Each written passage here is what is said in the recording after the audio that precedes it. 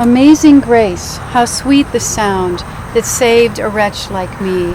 I once was lost, but now I'm found, was blind, but now I see. One of the most famous songs in history was written in 1772 by Englishman John Newton. It provides both the title and theme for a 2006 movie about the truly amazing William Wilberforce, a member of the British Parliament who spent his entire life trying to end one of the world's great evils, the slave trade.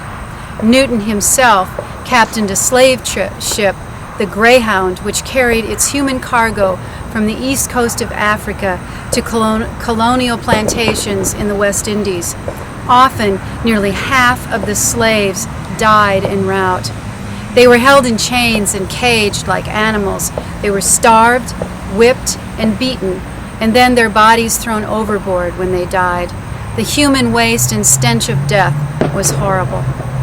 When Newton became a Christian, his life changed dramatically, and his famous hymn, Amazing Grace, is a reminder of how God is still in the life-changing business. But the movie's not so much about Newton, who is played by the well-known English actor Albert Finney, but about a brilliant young man of privilege who was influenced and befriended by Newton. William Wilberforce was a complex man. He is played in the film by Ioan Gruffudd. We follow Wilberforce from the age of 21, when he is brash, idealistic, and undecided if he should pursue a career as a churchman or a parliamentarian. His inner struggles drive him away from his advice-giving friends. He retreats into the solitude of the British countryside. But he can move comfortably in the highest circles of wealth and power. The future Prime Minister, William Pitt the Younger, seems to be his close friend. A group of abolitionists form around him. His health is poor, he is small, and in real life physically hunchbacked. But his biggest challenge before he wages war against slavery throughout the British Empire is his emotional isolation. And what's a good film? Even a historical docudrama without some romance.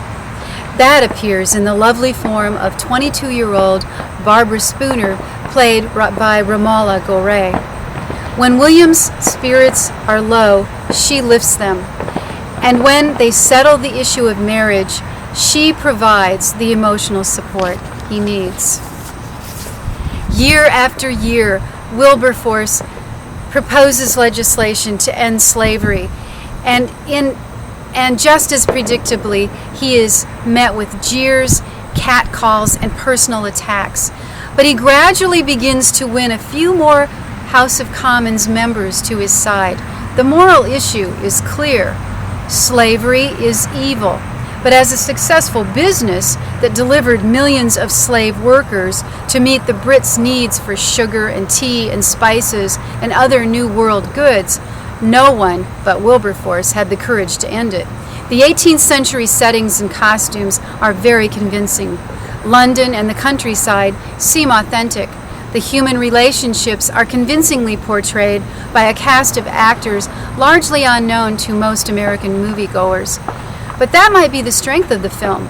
We don't ooh and ah over Brad Pitt trying to hide his Missouri accent. The climactic vote finally took place on March 25th, 1807. After 20 years of struggle, Wilberforce finally prevailed 283 to 16. Slavery is ended. What is most amazing is not just the tenacious will of this one man, but the historical fact that England ended the slave trade over 50 years before America did, and without firing a single shot. America would fight a bloody civil war that tore the country apart. When freedom and equality were legally granted in 1863 to African American citizens, it would take another 100 years through a sustained civil rights struggle before all citizens in the United States would be given the rights our founding fathers envisioned. So hip hip and cheerio for good old England. And of course, William Wilberforce.